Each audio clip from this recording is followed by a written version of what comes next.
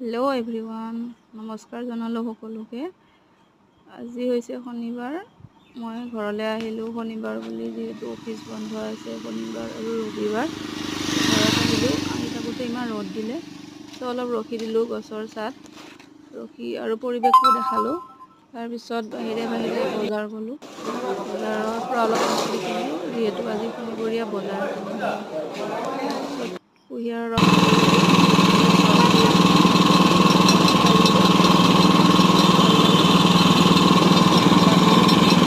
দিলোঁ। ঘৰলৈ আহি এতিয়া কি পাচলি আনিলোঁ তাকে আপোনালোকৰ লগত অলপ শ্বেয়াৰ কৰিলোঁ।